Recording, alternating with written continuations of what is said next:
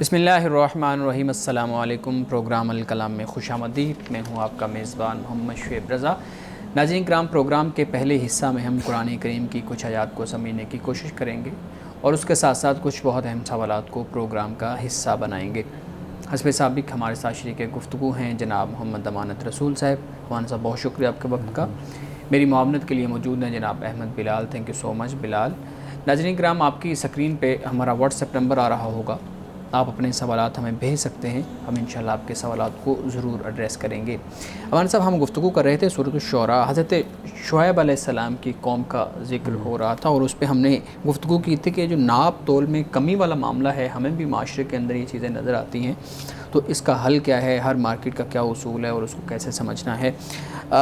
اس سے آگے ہم نے اپنی گفتگو کا آغاز کرنا ہے۔ آپ ہمارے ناظرین کے لیے مختصر بتائیے گا کہ آپ کیا بیان کریں گے۔ بسم اللہ الرحمن الرحیم۔ کل ہم نے بات کی تھی حضرت شعیب علیہ السلام نے جو تبلیغ فرمائی اپنی قوم کی، جو ان کو دعوت دی، اب ان کا جو رد عمل ہے اس کو قرآن مجید بیان کر رہا ہے، قوم کا رد عمل۔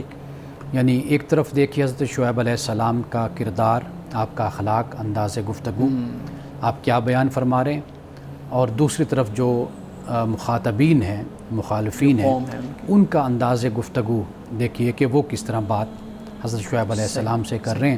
تو اس مکالمے سے ہی آپ کو معلوم ہو جائے گا کہ کیا مقام اور کیا ایک مرتبہ ہوتا ہے ایک پیغمبر کا، کہ وہ کس کردار اور اخلاق کا اور کس زبان کا وہ مالک ہوتا ہے۔ جی، اب دیکھیے، قوم نے کہا قالوا انما انت من المسحرین، انہوں نے کہا کہ اس میں تو کوئی شک نہیں کہ تو ان میں سے ہے جن پر جادو کیا گیا ہے۔ اچھا، یہ حضرت شعیب علیہ السلام سے ان کی قوم نے یہ کہا۔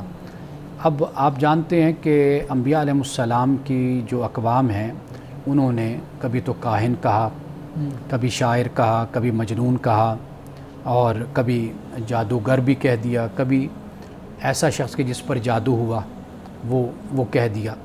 تو یہ ان کی تہمتیں، ان کے الزامات قرآن مجید نے بھی بیان کیے ہیں۔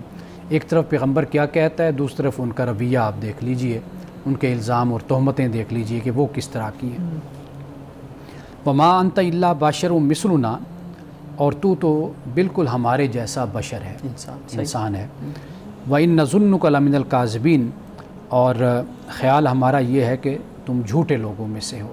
اچھا، یعنی جھوٹے لوگوں میں سے، یعنی ویسے تو زندگی میں کہا کہ آپ بڑے سچے ہیں اور کوئی جھوٹ نہیں دیکھا، کیونکہ ان کے اندر ہی زندگی جب نبوت کا اعلان کیا اور ان کو تبلیغ کی دعوت کی اور ان کو ان کے برے کاموں سے منع کیا، چونکہ ان برے کاموں سے اب ان کا بزنس وابستہ تھا، ان کا منافع وابستہ تھا، ان کا فائدہ وابستہ تھا، تو لہٰذا اب وہ جو صحیح بات ہوتی ہے وہ بھی سمجھ پھر نہیں آتی جب انسان کے مال اور دولت اس کے آگے ہوتا ہے۔ تو یہاں پر حضرت شعیب علیہ السلام کی نبوت اور آپ کی اس دعوت کو ہی اس پر ہی کہنے لگے کہ ہم تو آپ کو جھوٹوں میں سے خیال کرتے ہیں۔ فاسقط علینا کسفا من السماء ان کنت من الصادقین، کہا کہ ہمارے اوپر آسمان سے کوئی ٹکڑا گرا دو اگر تم سچے ہو۔ اب عذاب کی وہ بات کر رہے ہیں۔ اور رسول اللہ صلی اللہ علیہ وسلم سے بھی قریش نے یہی کہا کہ بھئی کوئی اگر آپ سچے ہیں تو کوئی ٹکڑا آسمان سے، کوئی یعنی زمین کے ٹکڑے کر کے زمین آسمان گر جائے ہم پر، آسمان کے ٹکڑے ہو جائیں۔ تو قال ربی اعلم بما تعملون، اب حضرت شعیب علیہ السلام نے کہا کہ میرا رب خوب جانتا ہے جو تم کر رہے ہو۔ یعنی سمپل اور سادہ جواب دیا، اور یہی پیغمبرانہ جواب ہے۔ رسول اللہ صلی اللہ علیہ وسلم سے جب مطالبے ہوئے، تقاضے ہوئے، تو حل کنت الا بشر رسولا، کہ آپ صرف اتنا کہہ دیجئے کہ میں تو صرف بشر رسول ہوں، میرا کام یہ نہیں ہے کہ میں کوئی آپ کو اوپر سے فرشتہ اترتا ہوا دکھا دوں، کوئی کتاب وہ لے کر آ جائے، تمہاری سب کی علیحدہ کتابیں ہو جائیں، میں سیڑھی چڑھتا ہوا اوپر چلا جاؤں، اوپر سے نیچے اتروں اور تم لوگوں کو بھی لے جاؤں، تو یہ نہیں ہے۔ فرمایا کہ میرا کام اتنا ہے کہ میں اللہ نے مجھے رسول بنا کر بھیجا ہے، میں انسان ہوں، اور میرا کام یہ ہے کہ اللہ کا پیغام میں منوان تم تک پہنچا دوں، بس یہ میری ذمہ داری ہے۔ فَكَذَّبُوهُ فَأَخَذَهُمُ الْعَذَابُ يَوْمِ الذُّلَّةِ، تو انہوں نے حضرت شعیب علیہ السلام کو جھٹلایا، تو انہیں ذلہ کا عذاب جو ہے، ذلہ کے دن کا عذاب، اس نے آ کر ان کو پکڑ لیا۔ یعنی بادل والے دن کا جو عذاب ہے وہ یہ تھا کہ جب بادل چھائے تو ان کا خیال یہ تھا کہ کوئی مینا برسے گا، بارش برسے گی، تو اس میں سے آگ برسنا شروع ہو گئی، تو یہ ان پر اللہ کی طرف سے عذاب آیا۔ انہو کان عذاب یوم عظیم، تو فرمایا کہ وہ بڑے دن کا عذاب تھا۔ ان فی ذالک لآیہ، بے شک اس میں یقیناً نشانی ہے۔ وما کان اکثرہم مؤمنین، اور اکثر ان میں سے ماننے والے نہیں ہیں۔ وان ربک لہو العزیز الرحیم، اور بے شک تیرا رب یقیناً زبردست رحمت والا ہے، غالب رحمت والا ہے۔ یہاں پہ حضرت شعیب علیہ السلام کا جو ذکر مکمل ہو جاتا ہے۔ اس میں ایک دو باتیں ہیں، جی جی بالکل۔ وہ یہ ہے کہ ایک تو آخری جو آیات ہیں، یعنی دو آیات ہیں کہ جو ریپیٹڈلی آتی ہیں، بار یعنی بار اب تک ہم نے جتنے انبیاء کا ذکر پڑھ رہا پڑھا، یعنی اس کا انداز یہ ہے کہ سب سے پہلے پیغمبر بات کرتا ہے جو اللہ قوم کے تعالیٰ کا سامنے۔ حکم ہے، جو تبلیغ اور دعوت کرتا ہے، پھر اپنے اخلاص اور تقویٰ کو بیان کر دیتا ہے، بھی میں اس پر کوئی اجر تم سے نہیں مانگتا، پھر ان کو تقویٰ کی تعلیم دیتا ہے، اور پھر ان میں جو خرابی پائی جاتی ہے اس کی نشاندہی کرتی ہے کہ اس سے تم اپنے آپ کو بچا لو۔ پھر اس کے بعد جو قوم کا ریئیکشن ہوتا ہے، رد عمل ہوتا ہے، اس کو بیان کیا جاتا ہے۔ قوم کے رد عمل کے بیان کے بعد پھر اس کے بعد جو عذاب وہ طلب کرتے ہیں، تو وہ جو مہلت اور مدت ان کی ختم ہوتی ہے تو پھر خدا کی طرف سے عذاب اترتا ہے۔ یعنی آپ یوں نہ سمجھیے گا کہ یہ کوئی چند دن کی بات ہے، یہ چند لمحوں کی بات ہے، یہ کئی سالوں پر، کئی سالوں پر محیط ہے۔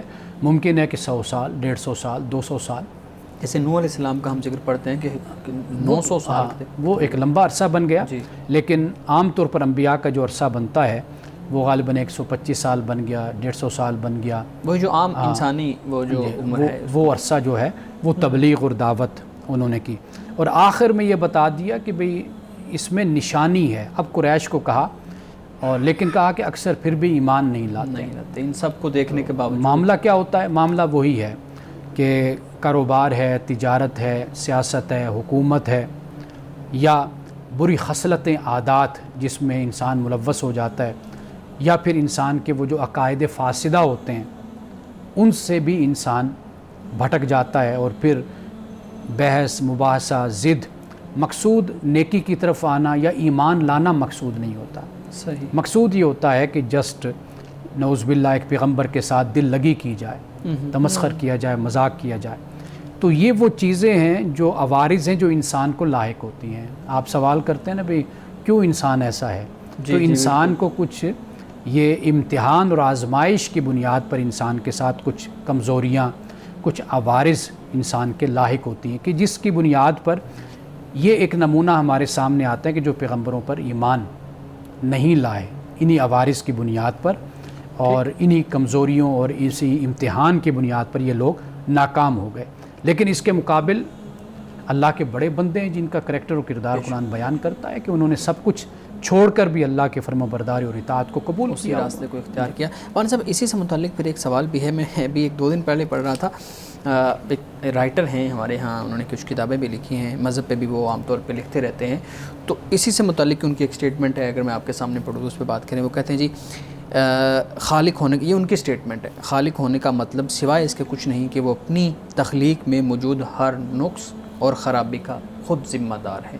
ابھی اسی چیز کو ہم اگر اس کے ساتھ ریلیٹ کریں کہ اللہ رب العزت نے جو دنیا بنائی ہے اس میں اگر کوئی خرابی ہوتی ہے، اس میں کوئی نقص پیدا ہوتا ہے، اس میں کوئی فساد برپا ہوتا ہے، تو اس کا بھی جو ذمہ دار ہے معاذ اللہ وہ اللہ تعالیٰ ہی ہے۔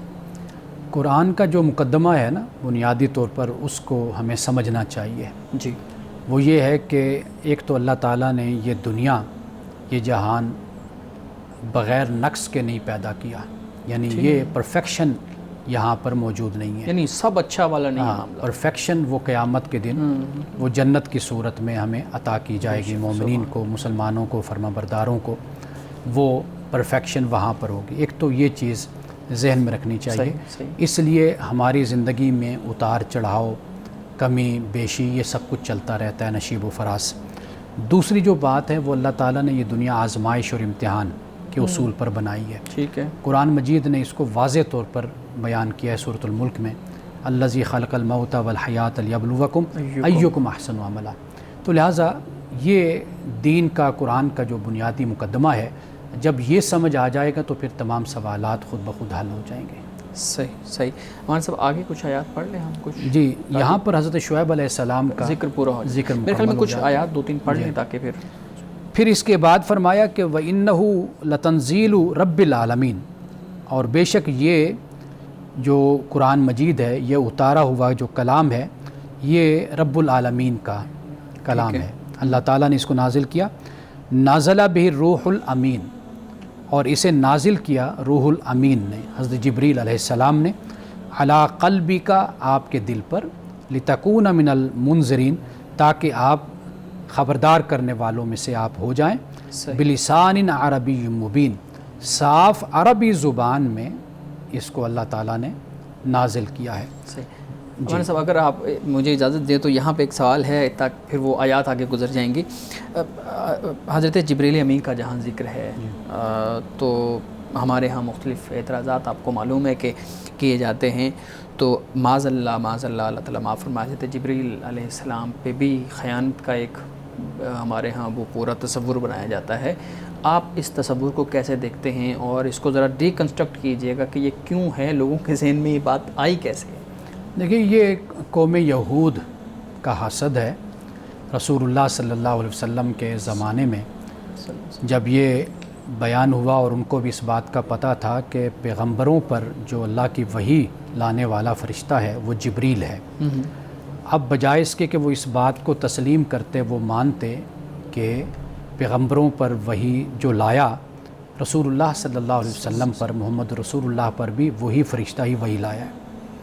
اب رسول اللہ کی دشمنی میں، آپ صلی اللہ علیہ وسلم کے ساتھ حسد میں، مسلمانوں کے ساتھ حسد میں، اور دین اسلام کی دشمنی میں، انہوں نے بجائے اس کے کہ وہ اس بات کو تسلیم کرتے، انہوں نے حضرت جبریل علیہ السلام کی ہی شان میں گستاخی کرنا شروع کر دی، اور یہ کہنا شروع کر دیا کہ یہ جبریل ہی ہے کہ جس کی وجہ سے ہم پر عذاب اترتا تھا، یعنی وہ جبریل کے جس کو رسول اللہ صلی اللہ علیہ وسلم کی بعثت سے پہلے تسلیم کرتے ہیں، مانتے ہیں، لیکن چونکہ اب یہ وہ فرشتہ ہے کہ جو محمد رسول اللہ پر بھی وحی لا رہا ہے، تو لہٰذا اب جبریل ہی کے وہ خلاف ہو گئے۔ یعنی ان کی اپنی نسل کے اندر جو ہے نا نبوت والا معاملہ کیوں نہیں چلا؟ جی، یہ ان کا اعتراض۔ یعنی اب دیکھیں نا، اس کی مثال یوں ہوتی ہے نا کہ اگر ایک شخص کو کسی کے ساتھ بغض ہے، کینہ ہے، وہ شخص اپنے ساتھ کسی ایسے شخص کو بھی لے آئے نا کہ جو پہلے ان کے اندر معتبر ہو، مستند ہو، لیکن اس شخص کی وجہ سے وہ اس کا بھی انکار کر دیتے ہیں، یعنی اس بغض کی وجہ سے اس دوسرے اچھے انسان کو جس کو پہلے تسلیم کر رہے ہوتے ہیں، لیکن اب اس کو بھی کہہ دیتے ہیں کہ ہم اس کو نہیں مانتے، اس کی کوئی حیثیت ہمارے نزدیک نہیں، حالانکہ پہلے مان رہے ہوتے ہیں۔ حضرت جبریل علیہ السلام کے ساتھ بھی اس قوم نے یہی معاملہ کیا کہ جب محمد رسول اللہ صلی اللہ علیہ وسلم پر وحی لانے والا جبریل ہے، تو لہٰذا انہوں نے کہا بھی جبریل تو یہ تو عذاب لانے والا فرشتہ ہے، ہم تو جبریل کو مانتے نہیں، تو نعوذ باللہ جبریل کو اپنا دشمن خیال کر لیا، اور بہت سی غلط باتیں حضرت جبریل علیہ السلام کی طرف انہوں نے منسوب کر دی۔ سورۃ البقرہ میں پھر اللہ تعالیٰ نے واضح طور پر اس کو بیان کر دیا کہ بھئی جبریل کا جو دشمن ہے، کہ جو اے نبی صلی اللہ علیہ وسلم آپ کے قلب اطہر پر وحی کو نازل کرتا ہے، تو وہ یہ دیکھ لے کہ جس نے اپنے آپ کو جبریل کا دشمن خیال کیا ہوا ہے یا کہتا ہے، تو وہ یہ دیکھ لے کہ اللہ پھر ایسے لوگوں کا دشمن ہے، یعنی وہ اللہ کا دشمن ہے، ملائکہ کا دشمن ہے، رسول کا دشمن ہے، جبریل کا دشمن ہے، تو اللہ پھر ان سب کا دشمن ہے۔ تو یہ قرآن مجید نے پھر اس کو بیان کیا، واضح کر دیا۔ امان صاحب، میرے خیال میں آگے ایک ایسی بحث ہے جس پہ میرے خیال میں ہمیں ایک پوری اچھے طریقے سے گفتگو کرنی چاہیے، تو چونکہ ہمارے پاس وقت کم ہے، کچھ ناظرین کے سوالات بھی ہیں تو ہم ان کو لے لیتے ہیں۔ پہلا سوال ناظرین کی طرف سے پوچھتے ہیں، جی میرے بچے نہ پڑھائی کی طرف دھیان دیتے ہیں اور نہ ہی نماز پڑھنے کی طرف آتے ہیں، تو میں ایسا کیا کروں کہ وہ نماز بھی پڑھیں اور اپنی پڑھائی کی طرف بھی مکمل توجہ دیں؟ انہیں چاہیے کہ بچوں کی نفسیات کو سمجھیں، ان کے مزاج کو سمجھیں۔ وہ آپ کی طرح اب عمر رسیدہ، سمجھدار، سنجیدہ نہیں ہو سکتے، تو لہٰذا بچوں کو ان کی نفسیات کے مطابق ہی ان کے ساتھ معاملہ کرنا چاہیے۔ یعنی مثال کے طور پر پڑھائی کو، تعلیم کو ہم نے ہمیشہ بچوں کے لیے بوجھ بنا کر رکھا ہے، اس کے لیے آسانی پیدا کریں۔ یعنی مثال کے طور پر بچوں کے لیے ایک حد تک جتنا وہ شوق سے پڑھتے ہیں، ایک وقت ان کے لیے رکھ دیا جائے۔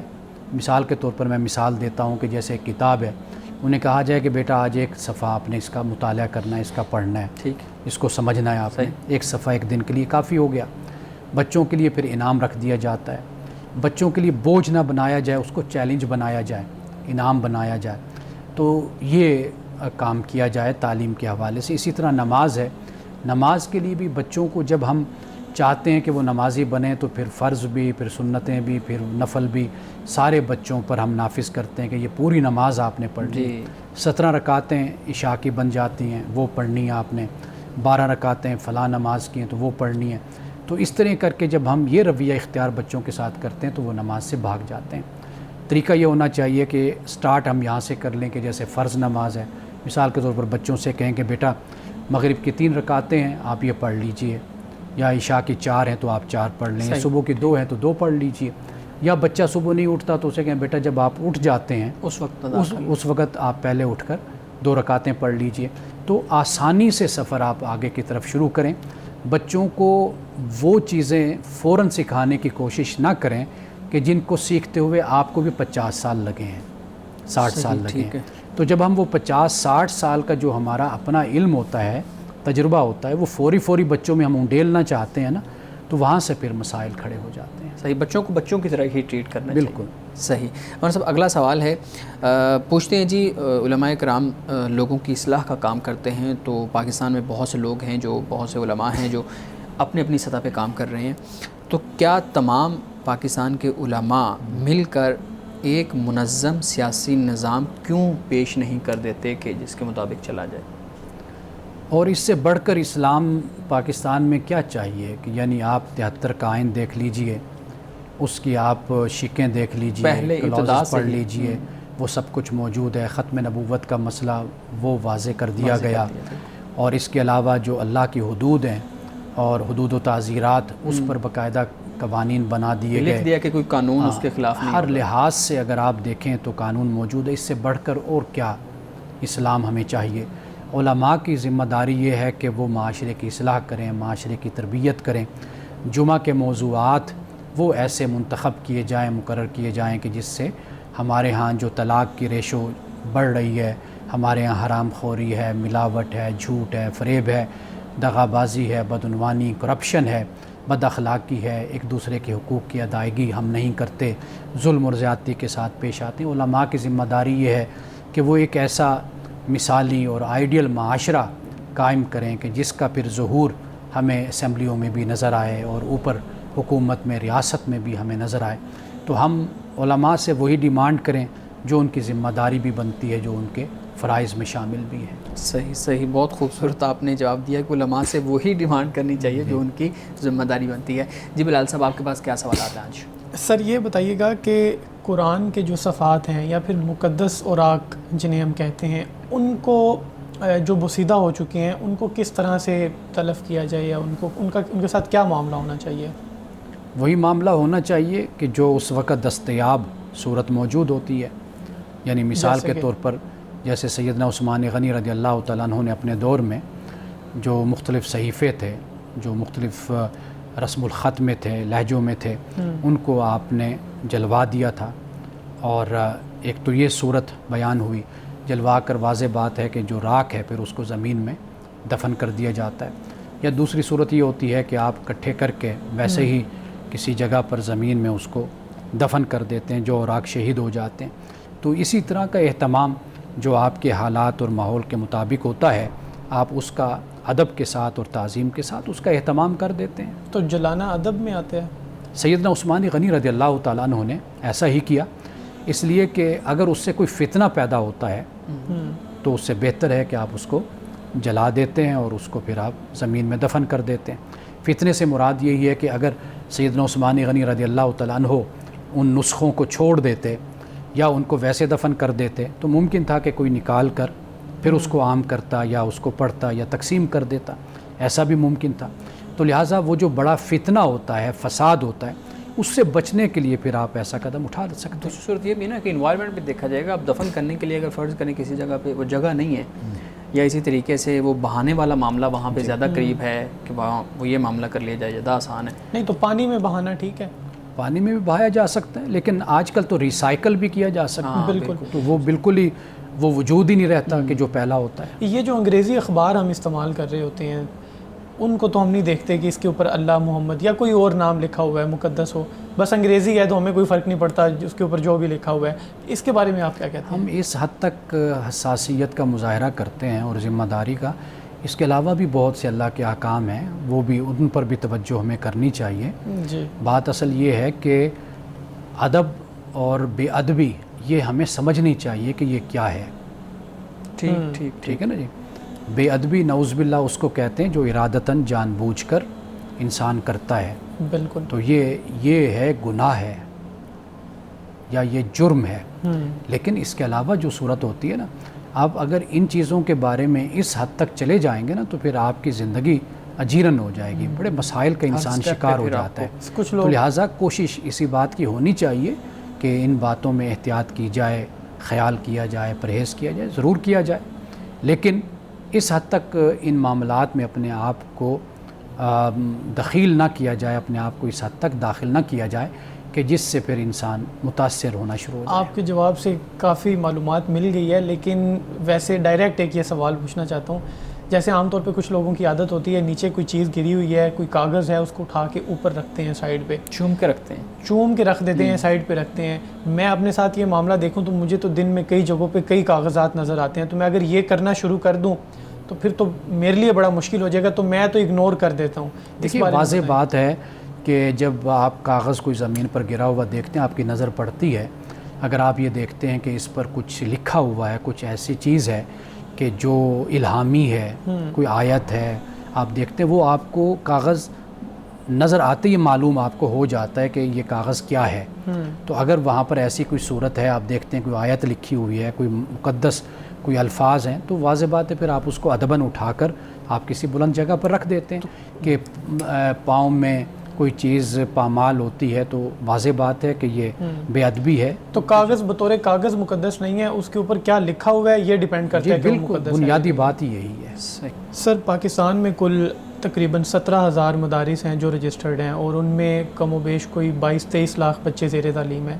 مدرسے کا جو کردار ہے اس کو، یعنی مدرسے کو بطور مدرسہ اگر دیکھا جائے، آپ کیا مدارس کے کردار سے ان کا جو معاشرے میں ہے اس سے مطمئن ہیں؟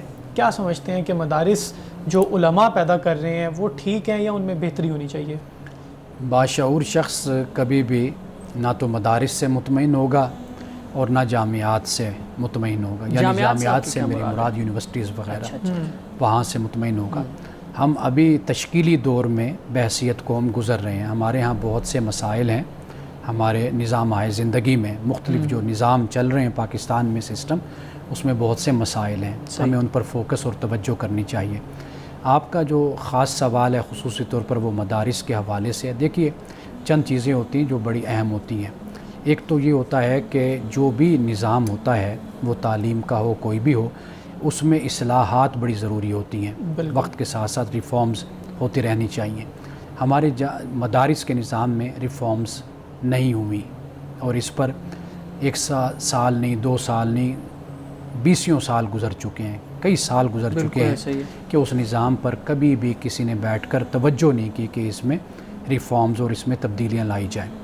آپ یہ کہہ سکتے ہیں کہ چند کتابوں کی تبدیلیاں ہو گئی، چند سال کم کر دیے گئے، چند سال بڑھا دیے گئے، یہ تو ہمارے ہاں ہوا ہے، لیکن ایک جسے ریوائول کہتے ہیں، ایک مکمل تبدیلی نصاب میں لانا، نظم کے اندر، ہاں وہ ہمارے ہاں بالکل نہیں لائی گئی۔ دوسری جو سب سے بڑی خرابی ہے وہ ہمارے ہاں بدقسمتی سے یہ ہے کہ ہمارے ہاں جتنے مدارس وجود میں آتے ہیں وہ فرقہ واریت کی بنیاد پر وجود میں آتے ہیں، یعنی یہ بریلوی مسلک ہے، یہ دیوبندی مسلک ہے، یہ اہل حدیث مسلک ہے، یہ اہل تشیع مسلک ہے۔ اسی طرح ہمارے ہاں مساجد بھی اسی بنیاد پر بنتی ہیں، اور یہ اتنا خطرناک اور اتنا زہر قاتل ہے یہ معاشرے میں کہ اس سے جو آپ کو فرقہ واریت، شدت پسندی اور ایک تفریق نظر آتی ہے، اس کی بنیادی وجہ یہی ہے کہ ہمارے مدارس میں یکجائیت کی تعلیم نہیں ہے، ہمارے ہاں وہ نظام تعلیم نہیں ہے کہ جو ہمیں ایک اچھا مسلمان بنائے، ہمیں ایک اچھا انسان بنائے۔ تیسری بات اگر آپ دیکھیں تو آپ کو اپنے مدارس میں قرآن کی مرکزیت یہ آپ کو نظر نہیں آئے گی۔ اب ہم نے اپنے ادارے میں چھوٹا سا اگرچہ ہمارا ادارہ ہے، وہاں پر معاون درس نظامی ہم نے شروع کیا، تو کل ہی میرے طلباء کے ساتھ اس پر گفتگو ہو رہی تھی، تو وہ یہ کہہ رہے تھے کہ بھئی ہم نے 8 سال میں جو پڑھا 7 سال میں ہم نے اس سے کہیں زیادہ یہاں پر ہم نے سیکھا ہے اور سیکھ رہے ہیں. یعنی جو طریقہ تعلیم آپ لوگوں نے اختیار کیا ہے اس میں کیا ہے، اس میں قرآن کو مرکزیت حاصل ہے. آپ قرآن کو مرکزیت دیں گے، طالب علموں میں یہ صلاحیت پیدا ہوگی کہ وہ قرآن سے ہی پھر مسائل کو اخذ بھی کرتے ہیں، استنباط بھی کرتے ہیں اور استخراج بھی کرتے ہیں، اور اس کے علاوہ وہ جتنے مسائل ہیں اس کو قرآن اور پھر سنت کی روشنی میں اس کو دیکھتے اور جائزہ لیتے ہیں. ہمارے ائمہ فقہا کا بھی یہی طرز استدلال اور یہی طریقہ تھا. ایسی بہت سی آپ کہہ لیجئے کمزوریاں ہیں کہ جن کو مدارس کے نظام تعلیم میں درست کرنے کی بھی ضرورت ہے، اور ہمیں ایسے علماء کی بھی ضرورت ہے کہ جب نصاب تعلیم بہتر ہوگا، جو ماں کی حیثیت رکھتا ہے، بنیاد کی حیثیت رکھتا ہے، اس کے بعد پھر آپ دیکھیں گے کہ جو علماء معاشرے میں آئیں گے، مساجد میں آئیں گے، مدارس میں آئیں گے، یونیورسٹیز میں آئیں گے، تو وہ واقعی اپنے حالات کے تقاضوں سے بھی واقف ہوں گے اور جدت کے ساتھ پھر وہ معاشرے میں کام بھی کریں گے. تو سر ایک مدرسہ ہے، اس کا مقصد کیا ہے؟ آپ اس بارے میں کیا سمجھتے ہیں؟ ہم پھر یہ دیکھ لیں گے کہ اگر وہ اپنا مقصد پورا کر رہا ہے تو اس کا مطلب وہ ایک کامیاب مدرسہ ہے، اگر نہیں کر رہا تو وہ ناکام ہے. مدارس کا مقصد کیا ہے بیسیکلی؟ واضح بات ہے کہ مدارس کا جو بنیادی مقصد ہوتا ہے وہ یہ ہوتا ہے کہ آپ کی جو آپ کا دین ہے، آپ کی روایت ہے، آپ کی تاریخ ہے، اس سے شناسائی اور اس سے آپ کا آشنا، آپ کی واقفیت، اور پھر اس سے پیدا ہونے والے جو علوم ہیں جنہیں ہمیں فنون کہتے ہیں، ان میں پھر مہارت اپنے ذوق اور طبیعت کے مطابق، یہ بنیادی مقصد ہوتا ہے. اور پھر قرآن اور دین کے ساتھ جب جڑتا ہے تو انسان کی اخلاقیات، انسان کا کردار اور انسان کا رویہ اور انسان کی زندگی وہ تبدیل ہوتی ہے. تو لوگ آپ اتنی اس چیز کی حمایت کرتے ہیں کہ مدارس کے نصاب کے اندر ایموشنل انٹیلیجنس کا ایک پورا عنصر ہونا چاہیے. مثال کے طور پہ نفسیات کو سمجھنے کے لیے پھر جو بڑے اساتذہ ہیں، جو شیوخ الحدیث ہیں، جو سیرت اور جو ہمیں قرآن کریم کی تفسیر اور احادیث پڑھاتے ہیں، ان کی بھی اسی طرح سے تربیت ہونی چاہیے تاکہ وہ ایموشنلی وہ بھی کانشیس ہوں بچوں کی تعلیم کو لے کے.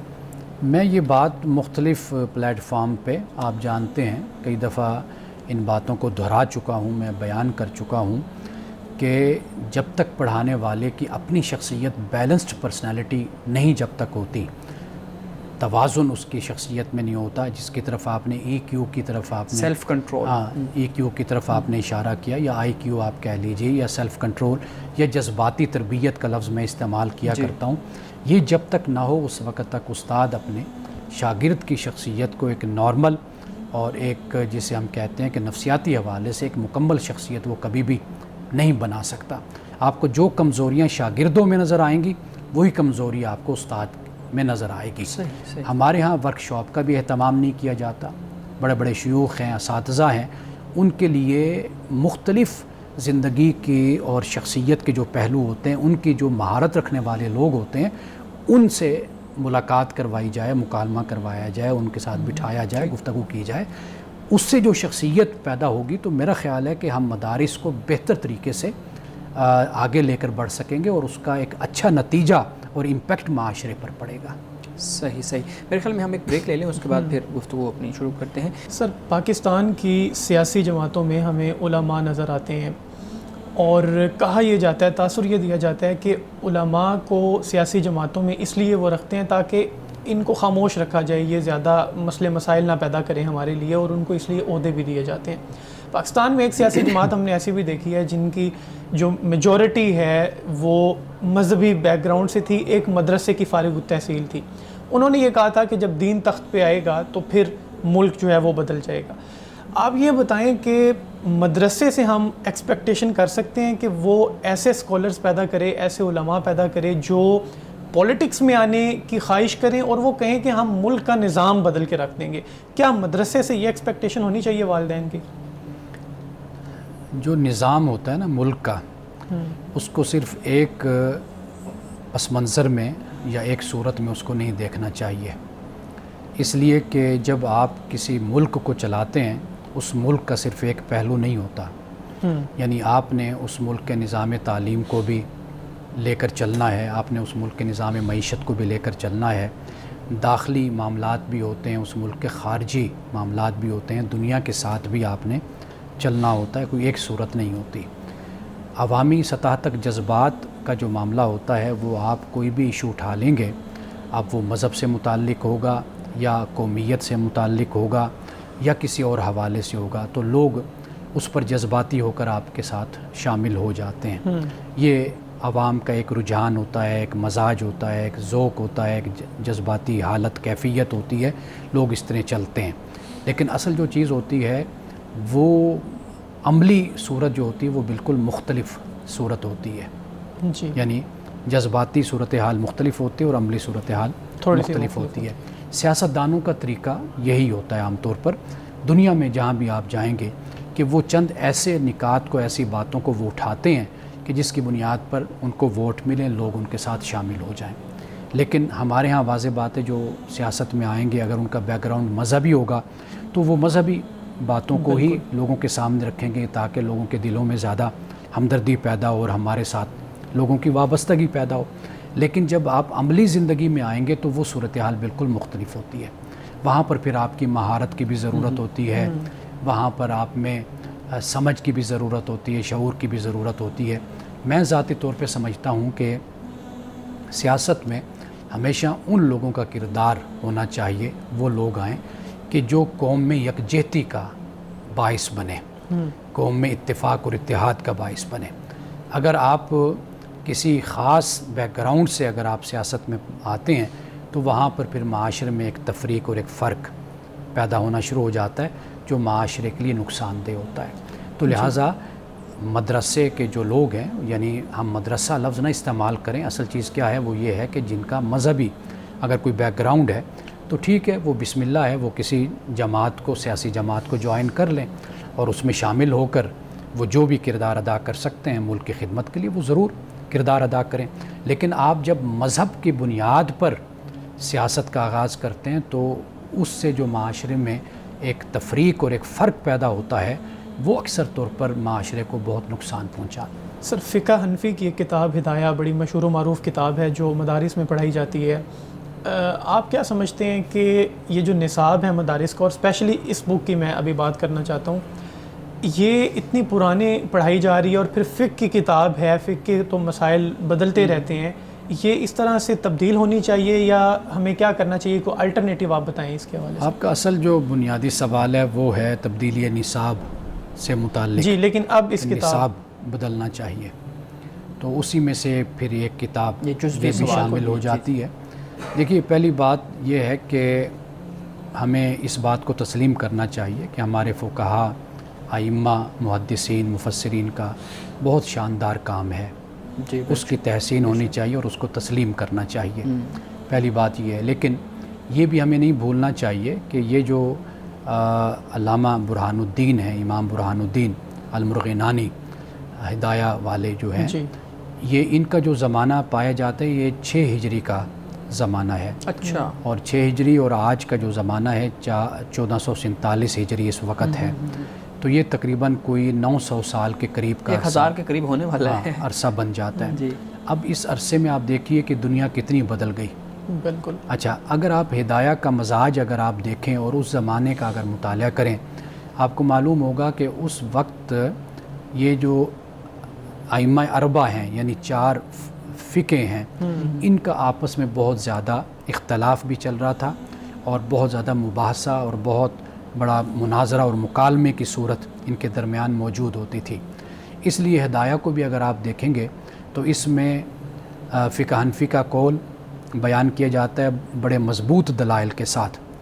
باقی جو فقہاء ہیں، امام شافعی خاص طور پر، ان کے دلائل بیان کی جاتے ہیں بہت ہی ضعیف دلیل کے ساتھ، کمزور دلیل کے ساتھ بیان کیے جاتے ہیں، اور دکھایا یہ جاتا ہے کہ فقہ حنفی کو برتری حاصل ہے اپنے دلائل کی بنیاد پر۔